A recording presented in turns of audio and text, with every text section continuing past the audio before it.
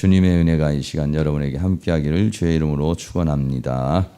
우리 옆에 있는 분들에게 만나서 반갑습니다. 은혜의 시간 되시기 바랍니다. 네, 돌파 기도를 저희들이 이제 8주째에서 이번 주가 되면 이제 9주째를 하는데 열심히 우리가 기도를 하고 있어요. 근데 또 참석 못 하시는 분들도 계시지만은 또 하고 있습니다. 여러분들이 이렇게 전쟁 중에 우리는 영적인 전쟁 중인데 이게 전쟁을 하면은요 이길 때도 있고 또 질 때도 있고 이게 항상 이렇게 왔다 갔다 합니다. 그러나 마지막에는 꼭 이겨야 될 줄로 믿습니다. 그래서 우리 성도님들도 또 못 나오시는 분들도 계시고 많이 그러시는데 여러분들이 조금 더 힘을 내서 이렇게 기도를 해주셨으면 좋겠어요. 히브리서를 우리가 그동안에 계속해서 강의를 하고 있었습니다. 오늘은 히브리서를 전체에서 이제 좀 한 부분을 이게 정리하고 오전에 한 부분 정리하고 오후에 한 부분 정리를 하고 다음 주에 한 번 더 해서 히브리서 전체를 마무리하도록 이렇게 하겠는데요. 오늘 말씀의 제목은 뭐냐면 사도이신 예수님과 안식이라는 이런 주제로 말씀을 드리겠어요. 우리가 예수님 안에서 이렇게 이제 안식하고 예수님 안에서 평안을 누리기를 원하는데 히브리서는 전체가 어떻게 되어 있냐면요. 이렇게 되어 있습니다. 1장에서부터 4장까지는 예수님이 누구시냐? 사도이신 예수님이시다. 이렇게 나와 있어요. 6장에서부터 10장까지는 대제사장이신 예수님이시다. 좀 다른 데하고는 좀 다른 성경하고는 좀 표현이 좀 틀려요. 간단합니다. 그래서 히브리서 1장에서부터 4장까지는 사도이신 예수님. 그리고 6장에서 10장까지는 대제사장이신 예수님. 그리고 11장에서부터 13장까지는 이제 우리가 믿음의 삶을 어떻게 살아갈 것이냐 하는 부분에 대해서 이렇게 말씀을 하고 있어요. 사도이신 예수님에 대해서는 4장, 대제사장인 예수님에 대해서는 6장이니까 대제사장인 예수님에 대해서 더 많이 말씀하는 것이겠죠. 대제사장이신 예수님에 대한 분량이 더 많이 있습니다. 그래서 사도이신 예수님과 대제사장인 예수님을 통해서 이제 믿음을 갖고 12장에서 이제 믿음의 경주를 하는 거예요. 어디까지 달려가느냐? 우리는 천성을 향해서 달려서 하나님의 거룩한 성 예루살렘까지 가는 게 우리의 그 꼬린 지점이에요. 근데 거기까지 달려가는 데 있어서 유혹도 있고 어려움도 많이 있겠죠. 그런데 그거를 다 여러분들 이제 겨쳐서 이제 가게 되는 건데요. 오늘은 이 사도이신 예수님, 오전에 사도이신 예수님, 오후에 대제사장인 예수님에 대한 얘기합니다. 사도이신 예수님에 대해서는 이렇게 돼 있어요. 1장에서 마지막 날, 이 오늘날이 마지막 날에 하나님이 아들의 모습으로 이 세상에 와서 말씀을 하셨다. 이게 1장이에요. 그리고 2장에서는 그렇게 하나님이 하늘보좌를 버리고 이 땅에 아들의 모습으로 와가지고 말씀을 하셨는데 그 말씀하신 것을 우리는 간절히 잘 간직하여야 된다. 이런 얘기고 3장에서는 그 말씀을 들을 때에 마음을 강팍하게 해서는 안 된다. 마음을 완악하게 만들고 강팍하게 만들면 그러면은 그 말씀을 받아들일 수 없고 믿음으로 살아갈 수가 없다. 이렇게 말하고 4장에서는 그러나 이제 그 말씀을 믿으면 믿음의 결과가 뭘로 나타나느냐? 안식에 들어간다. 안식. 안식에 들어가는 거죠. 이스라엘 백성으로 말하면은 광야를 거쳐서 가나안에 들어가는 거예요. 가나안에 들어가는 것입니다. 어떤 안식이겠어요? 조금 전에도 그런 그림 보았는데 이런 주님이 딱 누워 있죠. 그리고 거위에 딱 누워 있어요. 이 그림을 보니까 제가 이게 침대에 누워 있으면 우리 보배가 와가지고 내 뒤에 올라와가지고 누워 있는데 그 그림이 생각이 나네요. 편안하게 예수님 품에서 이렇게 편안하게 있는 그런 모습, 안식, 안식이라고 하는 것이죠.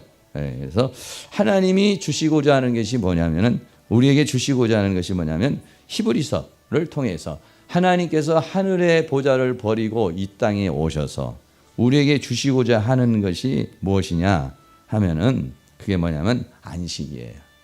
히브리서에서 사도이신 예수님이 이 땅에 와서 우리에게 주려는 것이 뭐냐? 안식을 주기를 원한다. 네. 안식, 편안함을 주기를 원한다 그랬어요. 예수님이 마태복음 11장 28절 말씀에 수고하고 무거운 짐진 자들아 다 내게로 오라. 내가 너희를 쉬게 하리라 이렇게 말씀했어요. 네. 쉬게 하리라. 이 세상에 살아가는 사람이 수고하고 무거운 짐, 그 짐이 먹고 사는 문제가 될 수도 있겠고 또는 아니면 종교적인 문제가 될 수도 있겠고 또 지금 당면한 여러 가지 가정의 문제가 될 수도 있겠고 삶의 문제가 될 수도 있겠고 여러 가지 수고하고 무거운 짐을 지고 살아가는 모든 사람들, 이런 사람들에게 예수님이 오신 목적이 뭐냐? 쉼을 주기 위해서 이렇게 왔다. 나는 마음이 온유하고 겸손하니 나의 멍에를 메고 내게 배우라. 그러면 너희 마음이 쉼을 얻을 것이다. 이렇게 말씀을 했어요. 그래서 예수님은 이 땅에 오셔서 쉼을 주기 위해서 오셨어요. 하늘의 보좌까지 버리고 이 땅에 오셨어요. 오셔서 주려는 것이 뭐냐면 쉼이에요. 그러면 예수 믿는 사람이 진짜 얻어야 될 게 뭐냐? 쉼이에요. 예수 믿는 사람들이 얻어야 될 게 안식이라는 것이죠. 그런데 이 안식은 어떠냐? 나의 멍에를 메고 내게 배워야 얻는 쉼이에요. 그냥 교회만 왔다 갔다 한다고 해서 얻는 쉼이 아니라 내 멍에를 메고 내게 배우라. 멍에를 메는 건 뭐야? 소가 소가 두 마리가 이렇게 같이 뒤에 있는 수레를 끌고 가는 거잖아요. 하나는 예수님이고 하나는 나예요. 그럼 처음에 내가 이 수레를 끌 수 있는 방법을 모르죠. 근데 어미소가 이 수레를 끄는 방법을 이 새끼 소가 또 아니면 다른 소가 이걸 보는 거예요. 아, 저렇게 하는구나. 그러면 쉼을 얻는다. 그러니까 교회를 10년이고 20년이고 나와서 예수님께 배워서 얻어야 되는 게 뭐냐면 쉼이에요. 근데도 교회에 나왔는데도 안식이 안 이루어지고 쉼이 안 이루어진다면 난 뭔가 신앙생활을 하는데 문제가 있는 거예요. 뭔가를 못 배운 거야 아직. 쉼의 삶을 못 배우는 거야 이게. 오늘날 참 바쁘잖아요. 다들 뭐 요즘 청년들도 보니까 정신이 없더라고요. 그런데다가 막 3교대, 2교대 막 이렇게 하고 우리 교회도 지금 3교대 하시는 분들 오늘 이제 빠지시는 분들이 두 분이나 계시는데 이렇게 불가동을 하잖아요. 밤낮 없이 그냥 막 밤낮 없이 그냥 막 이렇게 그냥 일을 해야만이 이제 사람들이 이제 살고 그래 마귀가 하는 것이 뭐냐면 쉼을 얻게 만들어. 계속 일하게 만들고 계속 힘들게 만들고 정신을 못 차리게 하는. 성경 볼 시간, 기도할 시간, 하나님을 향할 시간이 없게. 오죽 했으면 하나님께서 6일 동안은 그렇게 살아도 하루는 안 돼. 다 일선 놔. 이 안식일이라는 이 주일이라는 개념은 일선 다 놓으라는 거야. 너도 그렇고 종도 그렇고 하여간 뭐 너에게 속해 있는 모든 사람은 다 그만둬. 왜 그러냐면 사단이 하는 것이 뭐냐면 세상에 바쁘게 돌아가요. 막 세상에서 삶에 지쳐서 인생을 살게 만드는 거예요. 그러니까 그 스트레스를 풀기 위해서 뭐 밤이 되면 막 그냥 뭐 안 할 수는 없고 스트레스가 쌓이니까 술에 담배에 음란에 뭐 그냥 뭐 게임에 막 파묻혀가지고 막 사람들이 이제 이게 막 살아가는 그런 모습이죠. 사랑하는 모든 성도님들이 예수님에게 쉼을 배울 수 있기를 주의 이름으로 축원합니다. 우리가 작정기도 이렇게 열심히 돌파기도 하고 있잖아요. 아침, 점심, 저녁으로 하는데 쉽지 않아요. 근데 쉽지 않지만 쉽습니다. 그러니까 어렵게 신앙생활하는 사람이 있어요. 기도도 어렵게 하는 사람이 있어요. 어떤 사람은 쉽게 하는 사람이 있습니다. 뭐든지 처음에는 어려워요. 저희도 이제 2달 정도 이렇게 됐는데 저도 이제 처음에는 어려웠어요. 왜? 안 하던 거를 하니까 힘들죠. 근데 지금은 좋아졌어요. 편안해졌어요. 기도하면서 편안하게. 그러니까 기도를 할 때도 여러분들이 편안하게 하셔야 돼.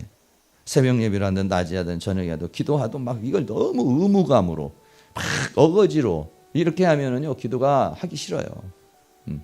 기도하고 딱 난 다음에는 여러분들 기도하고 마무리 기도를 할 때는 그냥 바빠서 막 부다닥닥 가지 말고 기도 끝나고 난 다음에는 뭔가 하나님 앞에 찬양을 하고 좀 가요. 이렇게 기도 끝나고 난 다음에 하나님 오늘도 이렇게 기도하게 해주신 거 감사합니다. 아니, 그 바쁜 가운데서도 오늘도 어떻게 하루 3번을 또 기도를 했네요. 하나님 고맙습니다. 하나님 은혜 속에 살게 된 거 감사합니다. 내가 기도한 거 응답되고 돌파될 줄로 믿습니다. 하나님 역사할 줄로 믿습니다. 그래서 막 자기 마음을 좀 업시켜가지고 믿음으로 업을 시키고 선포도 하고 기도한 거 이루어질 줄로 믿습니다. 하나님 역사할 줄로 믿습니다. 하나님 감사합니다. 내 기도를 들으신 하나님 찬양합니다. 영광을 돌립니다. 이런 기도를 마무리 기도해서 5분 정도 10분 정도 이렇게 하시고 가는 거하고 그냥 기도 끝나고 알아서 해주시오 그러고 또 막 바쁘게 가는 거하고 달라. 기도하면서도 안식을 얻어야 돼. 기도하면서도 기쁨을 누려야 돼. 기도하면서도 자유를 누려야 돼. 네. 기도하면서 선포를 해보세요. 하나님 이렇게 12살 돌파될 줄로 믿습니다. 역사할 줄로 믿습니다. 그럼 막 기분이 좋아지고 그리고 자신감이 생기고 그리고 하나님을 찬양하고 이렇게 기도할 수 있는 은혜를 주신 하나님께 감사합니다. 이렇게 기도 자체에 하면서 안식을 얻어야 돼. 기도하면서 안식을 얻어야지 기도해서 막 너무 힘들다 이렇게 기도를 하면 하기가 싫죠. 기도하는 시간이 별로 재미가 없죠. 근데 기도하는 시간이 막 선포하는 시간이요, 기도하는 시간이 막 자신감 얻는 시간이요, 기도하는 시간이 막 은혜가 되는 시간으로 이렇게 만들면 그러면 나중에는 이제 편안해지는 거죠. 네. 새벽에 일어나는 것도 마찬가지입니다. 새벽에 일어나서 막 피곤하지만 새벽에 일어나서 말씀을 쭉 제가 새벽 3시에 일어나서 이제 세수하고 어쩌고 이렇게 한 다음에 이렇게 그냥 가만히 있잖아요. 그럼 굉장히 피곤해요. 근데 말씀을 읽잖아요. 그러면은 팍 피곤이 싹 사라져버려요. 하나님의 말씀을 읽으면은 팍 기쁨이 오는 거야. 영에서 막 소망이 솟아생기는 거예요. 네. 그러면 그 힘을 받는 거예요. 그 힘을 받으니까 잠자면서 받는 힘보다 훨씬 강한 힘을 받아요. 할렐루야. 여러분 잠을 자면서 힘을 받지만 저는 새벽에 일어나서 말씀을 보잖아요. 그러면 뭐가 되느냐? 이 말씀이 영을 깨워요. 영의 힘을 줘요. 영의 막 능력을 줘요. 인간이라는 존재는요, 짐승은 그냥 먹고 입고 하면 돼요. 그리고 또 조금 고급스러운 인간은 좀 문화적인 생활도 하고 혼적인 즐거움이 있어야 돼요. 그러나 인간은 영을 가지고 있기 때문에 영이 기쁘면은요 솟아요. 이렇게. 여러분 영화를 봤는데 막 솟아나는 기쁨이 나오지는 않습니다. 근데 기도하고 영이 막 살아나잖아요. 그럼 영이 주는 기쁨은요 솟아난다고 뭐예요. 이게 샘물이 막 속에서 쏙쏙쏙쏙 솟아나는 것 같은 그런 거. 우리는 그걸로 살아가는 사람이에요. 우리는 그 영의 사람들이라고요. 영이 살아난 사람들이잖아요. 영의 기쁨으로 사는 것이지 혼의 기쁨으로 우리는 사는 게 아니에요. 물론 육적인 기쁨도 있고 혼적인 기쁨도 있지만은 그러나 우리가 정말 사는 것 같다. 정말 기분 좋다. 이건 뭐냐면 영이에요. 기도 안 하면은요 영의 기쁨이 없어요. 성령이 역사라면 영의 기쁨이 있어요. 육체는 조금 힘들고 혼적인 건 좀 어려워도 영의 기쁨이 오잖아요. 그러면 인간은 사는 거예요. 왜? 인간은 영이고 하나님도 영이기 때문에. 히브리서 1장부터 좀 말씀을 드리겠어요. 이 마지막 날에 아들로 말씀을 하셨다 이랬어요.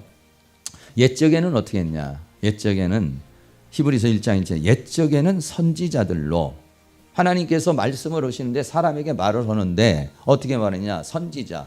그러니까 미리 선택을 해서 하나님의 말씀을 받아서 전하는 자를 선지자라고 해요. 이런 사람을 통해서 여러 부분과 여러 모양으로 어떤 사람은 꿈으로 또 어떤 사람은 환상으로 어떤 사람은 음성으로 이렇게 주셔가지고 그 사람을 통해서 사람들에게 말씀을 하신 하나님이 그랬어요. 네.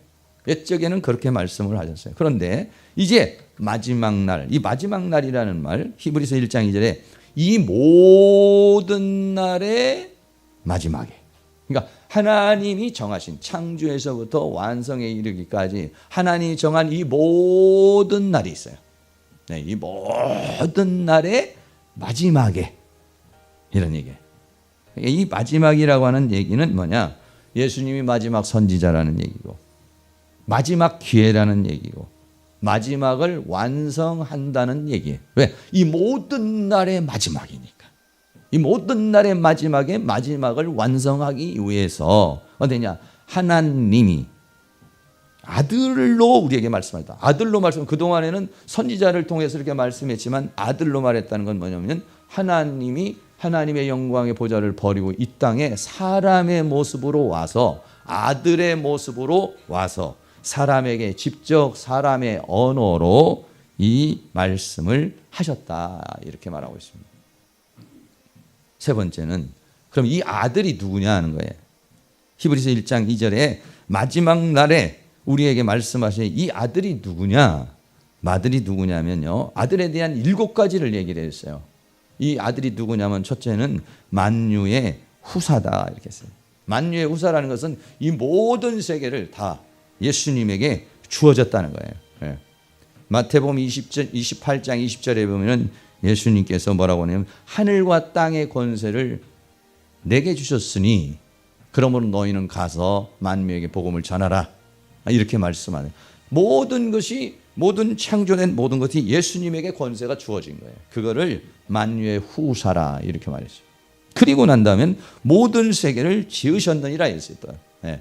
모든 세계를 지었다는 것은 뭐냐면 예수님이 누구냐? 만물의 창조주라는 것이에요. 만물의 창조주. 마지막 날에 오셔서 말씀하시는 이 아들이 누구냐? 만유의 후사이고 더 나아가서는 만물의 창조주라는 것이에요. 또 1장 3절에서는 이는 하나님의 영광의 광채이시오. 여기도 지금 5가지를 얘기했어요. 첫째는 뭐냐? 영광의 광채라, 이렇게 했어요. 영광의 광채. 예수님은 누구냐? 영광의 광채. 영광의 광채라는 것은 하나님은 영이시기 때문에 우리가 눈으로 볼 수가 없어요. 그 영광을 볼 수가 없어요. 그런데 그 영광을 광채로 이렇게 비춰주시는 분이 누구냐? 예수님이라는 거죠. 여기에 이렇게 전기불이 반짝반짝하고 있잖아요. 왜 전기불이 이렇게 들어오느냐면 여기에는 전기가 통하고 있어서 그래요. 우리 눈에 보이지 않는 그 전기선이 있어요. 그 전기선을 통해서 전기가 흐르고 있죠. 그래서 비치는 거예요. 우리는 저 빛을 보지만 뭐냐면은 전기 때문에 빛이 비치는 거죠. 예수님은 누구시냐? 하나님을 비춰주는 거예요. 이렇게. 야, 하나님의 영광이 저렇구나, 이렇게 볼 수 있는 거예요. 그러니까 죽은 나사로를 살리시면서 예수님이 뭐라고 하냐면 너희가 믿으면 하나님의 영광을 보리라, 이랬어요. 무덤을 열어놓고 나사로야 나와라. 이야, 놀랬죠. 아니, 죽은 지 나흘이 됐는데 어떻게 살아날 수? 이게 뭐냐? 하나님의 영광을 보여주는 거라죠. 예수님 자신이. 그래서 영광의 광채요, 그랬어요. 본체 형상이라 했어요. 본체라는 건 하나님의 본질이 있다는 거예요. 네, 하나님의 본질이 있는데 그 하나님의 본질을 우리가 알 수가 없죠. 느끼기 어렵죠. 그런데 예수님을 통해서 하나님은 저런 분이시구나, 이거를 알 수 있도록, 예수님이 그래 뭐래요? 나를 본 자는 아버지를 보았거늘. 그러니까 예수님을 통해서 그 광채를 보는 것이요, 그 형상을, 그 이미지를, 하나님의 속성을 우리가 예수님을 통해서 그를 볼 수 있다, 이런 얘기죠. 그리고 그분은 말씀으로 만물을 붙드시고 있어요. 말씀으로 만물을 붙드는 것은 말씀으로 창조하시고 이 말씀으로 만물을 다스리신다는 거예요. 그래서 만물의 주관자가 되신다. 로마서 11장 36절에 이는 만물이 주에게서 나오고 주로 말미암고 주에게로 돌아간다고 그렇게 말씀을 하죠. 그러니까 모든 만물이 하나님으로부터 와서 하나님의 주관 속에 있다가 하나님께로 다시 돌아간다. 그래서 만물의 주관자라. 이분이 이제 우리에게 오시는 것이죠. 바로 이런 영광의 광채이시며 또는 본체의 형상이시고 만물의 주관자가 되시고 만물의 창조자가 되신 분이 이 세상에 오셔서 죄를 정결케 하는 일을 했다. 그러니까 무슨 의미는 이거는 죄를 대속하는 사역을 하셨다는 거예요. 이분이 이 땅에 오셔서 우리 인간의 죄 문제, 인간이 왜 고통을 당합니까? 인간이 왜 불행해요? 죄 문제거든요. 부부가 싸우는 것도 죄 문제예요. 나라가 어지러운 것도 죄 문제예요. 요즘엔 뭐 김영란법 뭐 이렇게 가지고 하지만은 죄 때문에 인간은 고통스러운 거예요. 그리고 죄 때문에 지옥의 형벌을 받는 거예요. 요 문제, 이 인간을 불행하게 하고 고통을 주는 이 죄 문제를 없애기 위해서 예수님이 이 땅에 오셨다. 그리고는 어떻게 했냐? 그 문제를 십자가를 통해서 해결하시고 하나님 보좌 우편에 앉아 계신다. 우편에 앉아 계신다는 거 아니면 딱 앉아서 그냥 너희들 어떻게 사나 한번 구경 좀 해보자. 이게 아니라 우리도 우편에 앉게 하시려는 것이고 우리도 하나님 앞으로 나아갈 수 있게 해 주시려고 우편에 앉아 계시는 거예요. 할렐루야. 그렇습니다. 예수님은 이렇게 만물의 후사가 되시고 만물의 창조자가 되시며 하나님의 영광을 드러내시고 본체의 형상으로 하나님의 그 영광을 드러내시며 그 형상을 보여주시는 분으로서 만물의 주관자가 되시는 분인데 이 세상에 오셔서 죄를 대속하시고 그리고 하나님 보좌 우편에 앉으셔서 우리에게 뭘 주려고 그러냐? 안식을 주시려고 이제 이게 다 온 거예요. 이 죄 문제를 해결해서 우리에게 안식을 주시려고 이 땅에 오신 것이다. 이런 얘기예요. 그러면 두 번째 2장에서 그럼 어떻게 할 것이냐? 사도이신 예수님, 다시 말하면 하나님으로부터 말씀을 받아서 사도라는 건 보내심을 받았다는 거예요. 그 예수님도 이 땅에 오셔가지고 직접 말씀을 하셨으니까 선지자나 사도와 같은 역할을 하신 것이다 이런 얘기예요. 그래 오셔서 그 말씀을 전했어요. 그 들은 말씀을 어떻게 될 것이냐 이게. 오죽 답답했으면 하나님이 사람의 몸을 영광의 보좌를 버리고 사람의 몸으로 이 땅에 오셨겠느냐. 그리고 마지막 기회다 이거는. 그럼 우리는 그렇게 오셔서 말씀하신 그 하나님에 대해서 어떻게 대해야 될 것이냐. 들은 것을 정말 간절히 삼가해야 된다. 이렇게 말하고 있습니다. 히브리서 2장 1절에 그러므로 모든 들은 것을 우리가 더욱 간절히 삼갈지니 혹 흘러 떠내려갈까 염려함이라. 이렇게 말씀해요. 네. 그러니까 예수님이 오셔서 그렇게 말씀을 주시면 어떻게 그거를 기회로 포착을 해야 되죠. 기회를 포착을 해서 자기 것으로 만들면 그 하늘의 영광까지 버리고 와서 우리에게 주시려는 게 그렇게 시시한 것이겠어요? 네?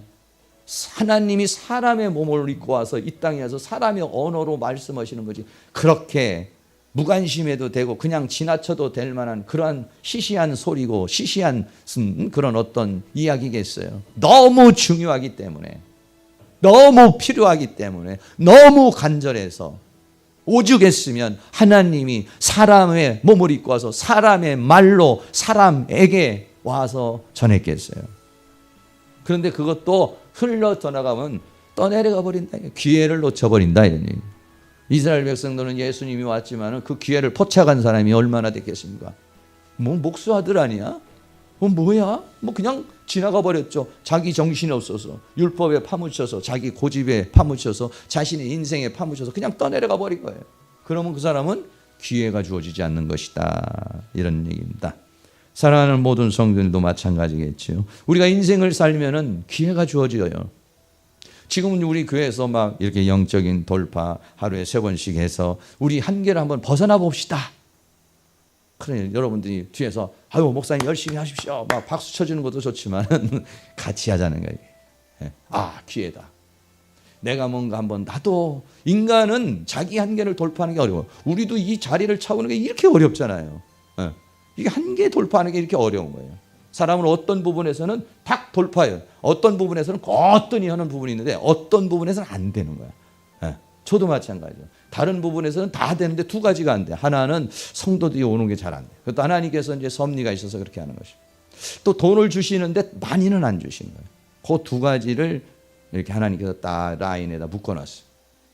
그건 이제 저 자신을 연단시키고 훈련시키고 만드시고 그러려고 그러고. 그럼 저에게만 속하는 게 아니에요. 우리 모두에게 다 이게 다 있는 거예요. 돌파하고자 하는 마음을 이제 주었잖아요. 그래 한번 해보자 이랬잖아요. 이게 그러면 그러면은 이것도 나에게 주어진 기회야. 이렇게 여러분이 생각을 하셔야지 그거를 열심히들 돌파하세요. 이렇게 하고서 하면은 안 되죠. 이 기회 간절히 혹 흘렀다 내려가 기회는 지나가 버리는 겁니다. 그 지나가면 어떻게 하느냐? 이 큰 구원을 등한히 여긴다면 히브리서 2장 3절 우리가 이같이 큰 구원을 선지자도 아니고 이거는 정말 하나님이 직접 와서 하신 이 말씀을 그냥 등한히 무시해버리고 소홀하게 생각한다면 그 심판을 어떻게 피할 수 있겠느냐. 모세 시대에도 그 모세의 말을 안 듣는 사람도 광야에서 죽었는데 그런데 이 말을 등한히 한다면 그 심판을 어떻게 할 수 있겠냐. 더 나아가서는 이것은 하나님께서 예수님만 와서 그렇게 하신 것이 아니라 하나님도 표적과 기사와 능력과 자기 뜻을 따라 성령에 나눠주신 것으로 저희와 함께 증거를 했다는 거예요. 이 땅에 와서 예수님만 그렇게 하신 거 아니라 하나님도 성령의 능력으로 이런 표적도 주고 저런 표적도 주고 그러면서 우리에게 함께 증거를 하셨다고 그렇게 말하고 있습니다. 네, 그래서 사랑하는 성도님들이 하나님께서 주어지는 기회를 흘러 떠내려가지 않도록 여러분들에게 다양한 기회가 주어질 거예요. 그러니까 잘 살펴야 돼요. 하나님께서 나에게 무슨 기회를 주는가. 그래서 그 기회를 자기 걸로 잘 만드는 사람은 영적으로 쑥 올라가고 기도도 쑥 올라가고 믿음도 쑥 올라가고 그래요. 근데 다른 일 정신없어서 뭐야 그런 일이 있었나? 돌아보면 그래요. 돌아보면 인생을 돌아보면 야 그때가 내게 길을 이런 기회였는데 그때가 저런 기회였는데 이렇게 우리가 응용하고 적용할 수가 있습니다. 세 번째입니다. 세 번째는 그러므로 간절히 삼가할 뿐만 아니라 어떻게 하냐 마음을 강팍하게 하지 말아야 돼요. 팍자도 이게 팍자 잘 안 쓰는 그냥 팍도 아니고 팍 강팍해 하지 말라. 히브리서 3장 7절에 그러므로 마음을 강팍하게 하지 말라. 그러므로 성령이 이르신 바와 같이 오늘날 너희가 그의 음성을 듣거든. 그의 음성은 어떻게 됐습니까? 말씀을 통해서도 듣고 여러분이 성경을 통해서도 보고 또 다양한 통해서 음성을 듣습니다. 감동을 받는 거예요. 그러면 노하심을 격동하여 광야에서 시험하던 때와 같이 너희 마음을 강팍해 하지 말아라. 이 강팍해 된 데는 스클레리노라는 말은 어떤 말이냐면 굳어지는 거예요. 굳어지는. 네. 마음이 굳어져 버립니다.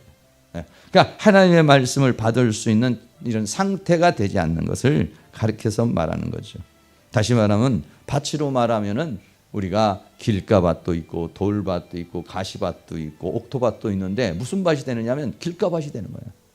길가밭은 아무리 좋은 씨고 뭐 막 갖다 뿌려도 받아들이질 못하는 거예요. 그러면 어떻습니까? 아무런 열매가 없는 것이죠. 그런 거와 마찬가지로 내 마음이 강팍해질까 봐. 왜 어떻게 인간이 강팍해지느냐? 여러분이 어디인가 팍 파묻혀 있으면요 말씀이 들어도 안 들려요. 어떤 염려에 파묻혀 있어도 안 들려요. 어떤 삶 속에 뭔가에 몰두해 있어도 안 들려요 이게요. 네. 마음이 항상 말씀이 주어지면 아멘, 아멘 하고 감동을 받을 수 있는 그런 상태. 네. 이건 뭐냐면 옥토밭이에요. 옥토밭은 씨를 뿌리면은 싹 수용을 해가지고 싹을 펴서 열매를 결실을 맺는 게 이게 뭐냐면 옥토밭이에요. 근데 길가밭은 어떻습니까? 받아들이지를 못해요. 왜 그러느냐? 정신없이 이 인생을 살다가 보니까 쉼이 없으니까 늘 바쁘고 긴장되고 걱정, 근심, 염려 뭐 이런 게 막 이렇게 파묻혀 있으면은요 그게 뭐냐? 강팍하게 되는 거예요. 강팍하게 되면 말씀을 받아들이지 못하면 믿음이 되지 못하고 믿음이 되지 못하면 하나님의 약속을 받을 수가 없다. 두 번째는 미혹이 되면은 마음이 강팍해지는 거예요. 히브리서 3장 10절에 그러므로 내가 이 세대를 노하여 가로되 저희가 항상 마음이 미혹이 되어 내 길을 알지 못하였다. 이렇게 이 미혹이라는 이 플라나오라는 말은 뭐냐면 방황하는 거야. 그러니까 마귀라는 존재는 뭐냐면 속이고 거짓말을 해서 우리에게 어떤 사상이나 감정을 집어넣어서 그거를 쫓아가게 만드는 거예요. 그게 뭐냐면 플라나오라는 이 길을 잃어버린 양이 길을 잃어버릴 때 이게 플라나오. 그 플라나오라는 말이 넋을 잃어버리는 거예요. 넋을 잃어버리면은 초점이 없어요 이게. 자기 인생의 초점을 잃어버리는 거. 이게 뭐냐면 사단이 우리를 이제 그렇게 하는 것이죠. 에덴 동산에서부터 마귀가 와서 거짓말하잖아요. 미혹을 주잖아요. 그럼 어떻습니까? 그러면은 이게 제대로 인생을 못 살아가는 거예요. 네. 그렇게 우리 마음이 미혹되지 않도록, 그러니까 어떤 사람이 어떤 사상과 생각에 이제 파묻혀 살지 않도록 이제 그렇게 미혹되지 않도록 해야 된다. 그런 얘기죠. 그 다음에는 마음이 어떻게 강팍해지냐? 죄가 들어오면 마음이 강팍해져 버려요. 죄를 짓잖아요. 그러면은요 하나님 말씀이 안 들려요. 기도도 잘 안 돼요. 찬송도 잘 안 돼요. 히브리서 3장 13 오직 오늘이라 일컫는 동안에 오늘이라는 하나님이 주시는 그 기회에 매일 피차 권면하여 너희 중에 누구든지 죄의 유혹으로 강팍해 됨을 면하라. 마음이 강팍해 됨. 죄의 유혹에 잡혀버리면 가룟 유다에게 몇 번의 기회를 줘도 가룟 유다 안 들립니다. 여기 지금 나에게 손을 넣는 자가, 나에게 떡에다가 손을 넣는 자가 바로 나를 팔 자다. 이렇게 예수님이 얘기를 해도 말 안 듣습니다. 회개를 하지 않아요. 그만큼 마음이 강팍하게 되는 거예요. 네. 마음이 강팍한 사람은 참 어렵습니다. 신방 가서 얘기를 하고 이렇게 말을 하고 저렇게 하고 미혹이 돼 있고 이렇게 죄에 유혹이 돼 있는 사람은요, 말을 해줘도 몰라. 자기 고집만 얘기해. 미혹이 된 사람은 자기 변명, 자기 주장, 자기 합리화 이걸 막 얘기를 해요. 어떤 사상에 잡혀가지고 그러는 거예요. 네. 이게 어려운 것이죠. 그래버리면 이제 이게 어려운 상황 속에서 가는 거죠. 이스라엘 민족은 40년 동안을 하나님을 시험했다 했어요. 히브리 3장 9절에 거기서 너희 열조가 나를 시험하고 증험하며 40년 동안 하나님이 표적도 주고 기적도 주고 불기둥도 주고 구름기둥도 주고 아침에 일어나 보면 쌀이 만나가 쫙, 아침에 일어나 보면 만나가 쫙 떨어져 있어요. 그거 먹고서 살았어요. 농사를 지어서 살았나요? 아침에 일어나면 만나가 내려와서 그런 삶이 어디 있어요? 만나 걷어서 먹으면 되는 거예요. 네. 뭐 어떻습니까? 가면은 앞에서 불기둥이, 구름기둥이 뭐 하나님의 살아계심과 역사하심을 그냥 눈으로 다 체험하는 거죠. 그럼에도 불구하고 이 사상이라는 게 얼마나 무서운 건지 몰라요. 그럼에도 불구하고 하나님을 거역하려는 마음, 하나님에 대한 불순종의 마음, 무슨 문제가 생기면은 자꾸 원망이 나오는 거예요. 네? 그래서 민수기 14장 20절은 나의 영광과 애국과 광야에서 행한 나의 이적을 보고도 이같이 10번이나 나를 시험하고 그랬어요. 여러분 몇 번 시험했는지 모르겠지만 아마 10번 이게 큰 것만 생각해서 하나님, 예? 하나님 좀 소심하게 보이죠? 너 정말 나한테 10번이나 속였어. 10번이나 하나님을 시험하는 거예요. 10번이나 하나님을 시험했다는 것은 하나님이 살아계신가 안 살아계신가 하나님을 믿지 못하는 거예요. 하나님을 거역하는 거야. 그러니까 문제가 생기면 정면 돌파하려고 생각 안 하고 문제가 생기면 우리는 죽었다. 왜 우리를 이 고생을 시키느냐? 왜 우리에게 이런 어려움이 있느냐? 이렇게 막 하나님 앞에 그렇게 막 이제 한탄하는 거죠. 하나님은 어려움을 주어가지고 그 어려움을 통해서 어떻게 합니까? 우리의 믿음을 성장시키고 하나님은 문제를 내시고 답을 가지고 계세요. 예비하고 있죠. 근데 그 예비한 축복은 누가 받느냐? 믿어야 받는 거예요. 믿지 않으면 그 사람에게는 주어지지 않습니다. 그래서 하나님으로부터 떨어지지 않도록 조심해라 이랬어요. 히브리서 3장 10 형제들아 너희가 삼가 홍 너희 중에 누가 믿지 아니하는 악심을 부고 살아계신 하나님에서 떨어질까? 그렇게 막 하나님 원망하고 불평하면 뭐냐면 떨어져 나가. 가지가 나무가 가지에서 떨어져 나가는 것처럼 떨어질까 염려하라. 그러면 이 사람은 뭐냐? 그 하늘의 보좌까지 내려와서 주시는 그 안식을 하나 누리지를 못하네. 하나님 주시는 축복을 하나도 받지 못하고 교회 다니는 게 뭐 재미도 없고 교회 다녀봤자 아무것도 안 되고 이게 뭐 교회를 다니면 막 뭐 몸도 좀 건강하고 마음도 좋아지고 뭔가 이게 그 하나님의 은혜와 사랑과 축복을 막 경험하면서 이렇게 살 것 같이 살아야 되잖아요. 그런데 이게 믿음이 안 되면 마음이 강팍해져 가지고 아무리 얘기해도 안 듣고 미혹이 들어와가지고 뭐 하나님 말씀 있으면 자꾸 합리화시키려고 나는 이래서 안 돼요 저래서 안 돼요 자꾸 자기 주장만 하려고 그러고 이래버리면 뭐냐 정말 하나님이 주시려는 축복 또 누구에게 하나님께서 그의 안식에 들어오지 못하리라 하셨느냐 순종치 아니하던 자이가 아니냐 이러보건대 저희가 믿지 아니함으로 믿으면은 하나님의 주시는 평안이 싹 들어와요. 그러면 그것이 처음 예수 믿을 때는 요만큼이고 조금 더 지나면 요만큼이고 조금 더 지나면 이만큼이고 조금 더 지나가면 저만큼이고 막 이 부분에서도 안식 저 부분에서도 안식 이런 막 안식의 기쁨을 이렇게 누려야 되는 거예요. 근데 그 안식은 언제 오느냐? 교회 나온다고 아니에요. 믿음이 되어야 하나님의 말씀이 믿음이 되어야 그건 주어지는 거예요. 근데 교회를 나와도 믿음이 안 되면 안 돼요. 이거는. 믿음이 돼야 돼. 믿음이. 광야에 나온 사람이 믿음이 되어야 가나안에 들어갈 수가 있어요. 광야에 나왔다고 다 들어가는 것이 아닙니다. 그리고 믿음이 되려면 어떻게 되느냐? 어떻게 했어요?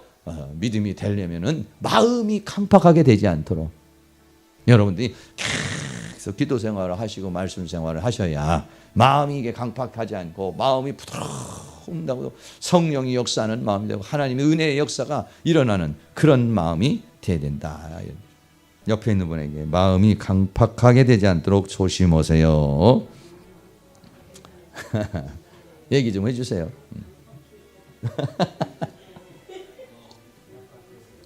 고집 좀 피지 말고요.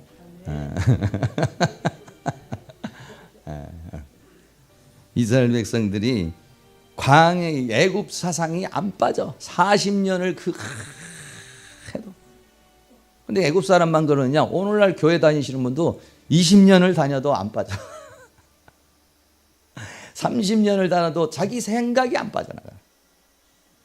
교체돼야 돼요. 자기 생각에서 말씀으로 교체가 이루어져야 돼요. 하나님 사상으로 교체가 이루어져야 돼요. 네. 이 교체가 이게 어려워요. 이렇게 인간의 이 사상이 바뀌어지는 게 얼마나 어려운지. 좌파에 있는 사람은 우파 이게 안 섞이고 우파에 있는 사람은 좌파가 안 되고 그래서 나는 중도파다. 중도파는 이쪽도 저쪽도 이제 아우른다는데 한 번 어떤 사상이 들어오면 어려운 거예요. 그 왜 그러느냐면 상처를 통해서 들어오는 사상은 왜곡이 돼버려요. 네. 자기가 경험한 거잖아요. 그래서 상처가 문제가 되는 것은 상처가 들어오면 뭐가 되느냐? 왜곡된 생각이 들어와 버리는 거예요. 네. 왜곡된 생각이 탁 들어와 버리는 거예요. 네. 그러니까 험상 굳은 사람이 자기를 뭐 예를 들어서 말하면 눈이 큰 사람이 자기를 뭐 괴롭겠다 그러면 뭐 혹시 사기를 당했다 그러면 눈 큰 사람 보면 저거 사기꾼이야. 고양이에게 한번 물리면 고양이만 보면 저건 무는 놈이야. 이렇게 딱 머릿속에 들어가 있어. 그 왜곡된 생각이거든요. 전혀 아닌 거거든요. 근데 그 사람은 한 번, 두 번, 세 번 경험을 전체라고 생각하고 있어요. 네. 이게 왜 그러냐면 인간은 그렇게 돼 있어요. 어떤 사실에 대해서 김 집사가 말이야 그 사기꾼이래 하는 얘기를 이 집사한테 들었어요. 근데 그 다음날 박 집사가 또 얘기하는 거예요. 나도 그 사람한테 당했어. 그랬어요. 그 다음날 최 집사가 또 나도 당했어. 그러면 그 집사는 이제 사기꾼이라고 딱 이렇게 머릿속에 들어오는 거예요. 네. 그 교육 심리가 그런 겁니다. 그러니까 세 번만 어떤 사람에게 어떤 사람에 대한 얘기를 세 사람에게 다른 방에서 듣잖아요. 그러면 이거는 확신을 해버려요, 인간. 그럼 그 이미지 벗는 게 굉장히 어렵습니다. 네. 굉장히 어려운 거예요. 그러니까 사람이 한 번만 경험해도 어려운데 만약에 두 번, 세 번 경험을 해보잖아요. 눈 큰 사람에게 세 번만 당해봐요. 그러면 그 다음부터는 눈 큰 사람만 보면 도망가 버려요. 네. 이게 그러나 그건 왜곡이라고. 다 그렇지가 않아요. 다 그렇지 않은데 그렇게 이제 되어지는 거예요. 마지막으로 네 번째, 믿는 자는 안식에 들어간다. 네. 4장 1절에 그러므로 우리는 두려워할지니 그의 안식에 들어갈 약속. 그러니까 성경은 약속이에요. 근데 약속을 어떤 사람은 받아들이는 사람이 있어요. 그러나 어떤 사람은 약속이 하나도 자기에게 이루어지는 게 없는 사람이 있어요. 그럼 이건 약속이 어떠냐? 믿어야 약속이 이루어지는 거예요. 하나님과 우리와의 사이인데 약속이 있어요. 하나님의 약속, 축복의 약속이 있어요. 그러나 그 축복의 약속은 믿는 자의 것이에요. 여러분에게 그런 믿음이 주어지기를 주의 이름으로 축원합니다. 그래서 믿는 자는 안식에 들어간다. 히브리서 4장 3절에 이미 믿는 우리들은 저 안식에 들어가는 도다. 어떤 상황에도 믿어지잖아요. 그럼 여기서는 막 걱정을 하고 막 근심을 하고 막 힘들어하고 그런데 믿어지는 사람은 하나 그런 게 없어요. 왜? 믿는 구석이 있어요. 믿음이 있으니까 걱정이 안 되는 거야. 믿는 우리는 안식에, 믿는 자는 이 사람은 들어가고 그 안식이라는 세계에 들어가서 또 편안하게 살고 있는 거야. 근데 안식에 들어가지 못한 사람은 그러면 그 사람은 막 힘들어하고 어려워하는 것이죠. 무엇이 그 안식을 줍니까? 믿음이. 할렐루야. 그렇습니다. 그래서 어떻게 되느냐? 말씀이 믿음이 되도록 해야 된다. 히브리서 4장 2절에 저희와 같이 우리도 복음 전함을 받은 자이나 그러나 그 들은 바 말씀이 저에게 유익되지 못한 것은 듣는 자가 믿음을 화합지 아니하여. 아무리 좋은 말씀이 들어도 믿음이 안 되면 아무 소용이 없는 거야. 이 모든 성경 말씀이 다 믿어져 보세요. 그러면 뭐 날고 뛰는 겁니다, 여러분들.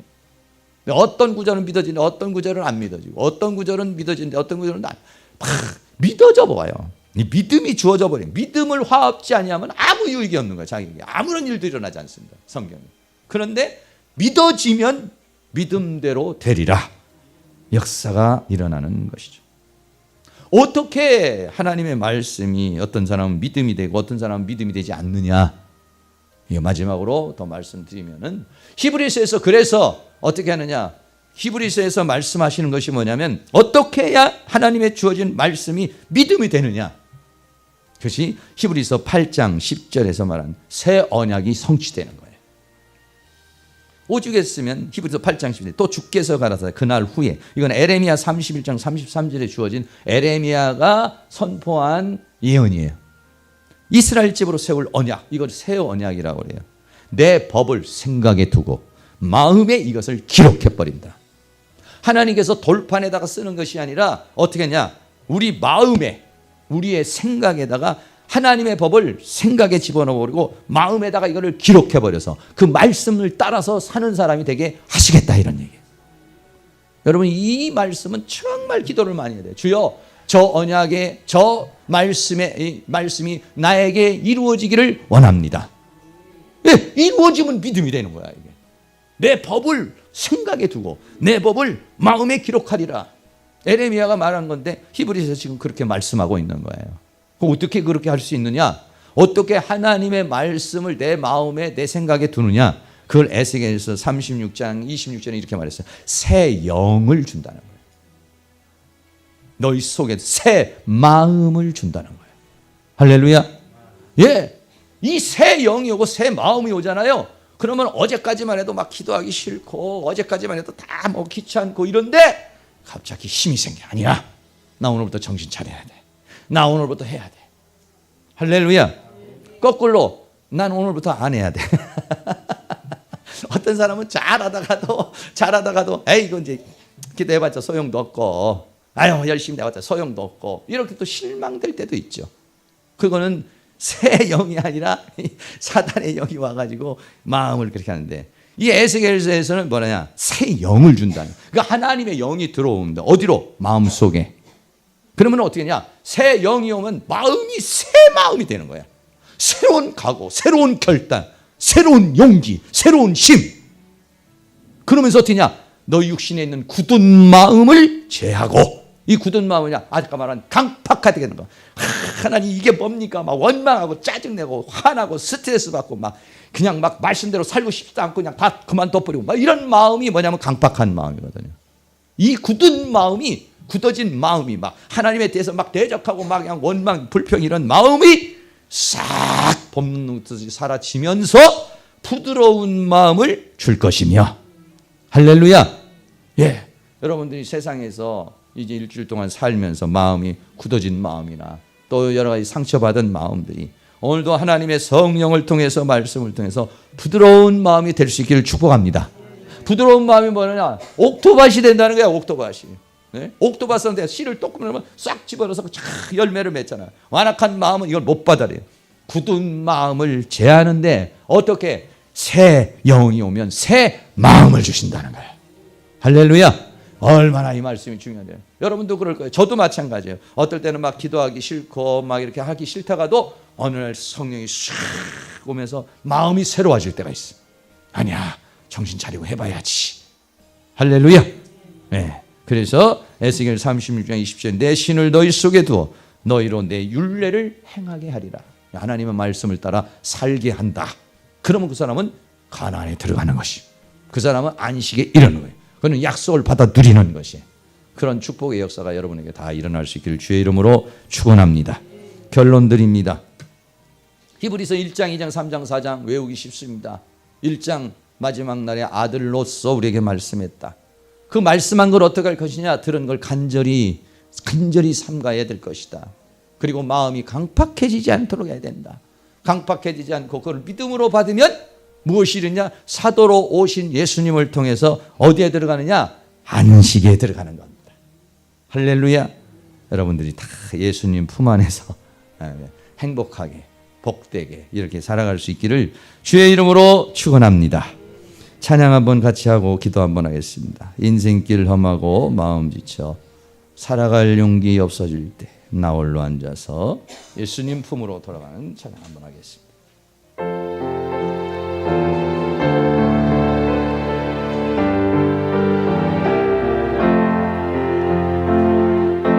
생길 험하고 마음 지쳐 살아갈 용기 없어질 때 나 홀로 앉아서 탄식치 말고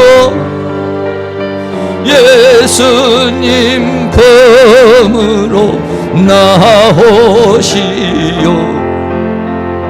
예수님은 나의 생명 믿음 소망 사랑 되시니 십자가 보혈 자비의 손길로 상처 입은 너를 고치시리. 평생의 모든 꿈 허물어져 세상의 친구 다 떠날 때 어둠에 앉아서 울지만 말고 예수님 품으로 나오시오. 예수님은 나의 생명 믿음 소망 사랑 되시니 십자가 보혈 자비의 손길로 상처 입은 너를 고치시리. 어두운 밤 지나면 새날 오고 겨울이 가면 봄이 오듯 이 세상 슬픔이 지나고 나면 광명한 새날이 다가오네. 예수님은 나의 생명 믿음 소망 사랑 되시니 십자가 보혈 자비의 손길로 상처 입은 너를 고치시리. 할렐루야. 이 시간 다 같이 한번 합심해서 기도합니다. 인생길 험하지만 예수 안에서 주님이 주시는 안식 안에서 주님 주시는 평강 안에서 승리할 수 있도록 주님 역사해달라고 다 같이 기도합니다. 사랑과 은혜가 많으신 아버지 하나님, 오늘도 우리 하나님께서 우리를 인도해 주시고 붙들어 주신 주의 은혜와 사랑을 감사합니다. 하늘의 보좌를 버리시고 이 땅에 오셔서 우리에게 말씀해 주신 아버지 하나님, 그 하나님의 말씀을 우리는 간절히 사모하는 마음으로 하나님의 말씀을 사모하는 열정을 주시기를 원합니다. 우리의 마음이 강팍하여지고 완악하여져서 하나님의 말씀을 받아들이지 못하고 그것을 믿음으로 화합하지 못할까 두렵사오니 하나님께서 우리의 마음이 길가밭과 같이 돌밭같이 가치밭같이 되지 아니하고 옥토밭이 되어서 떨어지는 말씀이 30배 60배 100배의 결실을 맺는 은혜가 있기를 간절히 원합니다. 이미 믿는 그들은 안식에 들어간다고 말했습니다. 하나님께서 우리에게 이미 믿는 그 믿음, 아버지 믿음 안식에 들어가는 그 믿음을 주셔서 주님 안에서 평안을 누리고 주님 안에서 기쁨을 누리고 주님 안에서 만족을 누리는 그런 삶을 살아갈 수 있도록 우리 하나님께서 큰 능력의 손길로 우리를 인도해 주시며 주의 권능의 손길로 역사해 주시며 주의 은혜의 손길로 도와주시기를 간절히 원합니다. 성령님 도와주시옵소서. 하나님의 말씀 말씀이 믿음이 되고 그 말씀이 우리에게 삶이 되고 그 말씀이 안식이 되게 하여 주시기를 원합니다. 수고하고 무거운 짐진 자들아 다 내게 오라. 내가 너희를 쉬게 하리라. 내가 너희를 쉬게 하리라. 내가 너희를 쉬게 하리라 말씀하였으니 주님 안에서 쉼을 얻기를 원합니다. 육체의 쉼을 얻기를 원합니다. 마음의 쉼을 얻기를 원합니다. 영혼의 쉼을 얻기를 원합니다. 삶의 쉼을 얻기를 원합니다. 주님 도와주시고 인도하여 주옵소서. 나의 모든 것을 아버지 예비해 놓고 계시는 아버지 하나님, 내 모든 걱정과 근심을 던져버리고 믿음으로 나가기를 원합니다. 은혜로 나가기를 원합니다. 하나님이 예비되어서 하나님이 나를 인도하여 줄 줄로 믿습니다. 주님 우리를 인도해 주시고 붙들어 주시고 함께해 주시며 어떠한 환경과 여건 속에서도 주님이 주시는 평강으로, 주님이 주시는 은혜로, 주님이 주시는 만족으로 이 세상 승리하며 살아갈 수 있도록 성령님께서 우리를 주관하시고 붙들어 주시고 함께해 주시기만을 간절히 원합니다. 성령님 역사하시고 인도해 주시고 함께하여 주시옵소서. 사랑과 은혜가 많으신 아버지 하나님 감사합니다. 영광의 보좌를 버리고 이 땅에 사람의 모습으로 오셔서 사람의 언어로 사람들에게 말씀을 주셨습니다. 그 말씀을 우리가 등한히 여긴다면 어찌 그 심판을 피하겠습니까? 하나님, 그 하나님의 말씀을 간절히 사모하는 마음을 우리에게 주시기를 원합니다. 이 세상 살면서 미혹으로, 죄의 유혹으로 우리의 마음이 강팍해질까 두렵습니다. 하나님께서 우리의 마음이 이렇게 길가와 같이 되지 않도록 우리 마음이 옥토밭이 늘 될 수 있도록 하나님 도와주시기를 간절히 원합니다.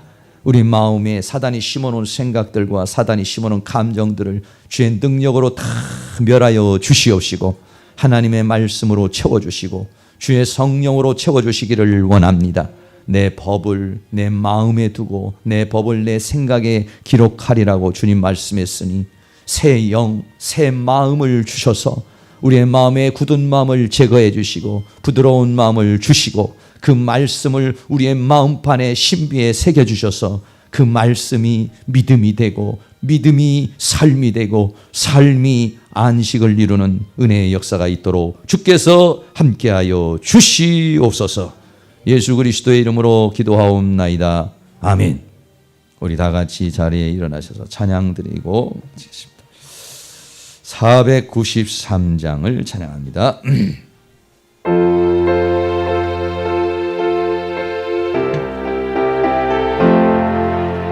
너 이제 주님의 새 생명 얻은 몸 옛것은 지나고 새 사람이로다. 그 생명 내 맘에 강같이 흐르고 그 사랑 내게서 해같이 빛난다. 영생을 맛보며 주 안에 살리라. 오늘도 내일도 주 함께 살리라. 주 안에 감추인 새 생명 얻으니 이전에 줬던 것 이제는 값없다. 하늘의 은혜와 평화를 맛보니 찬송과 기도로 주 함께 살리라. 영생을 맛보며 주 안에 살리라.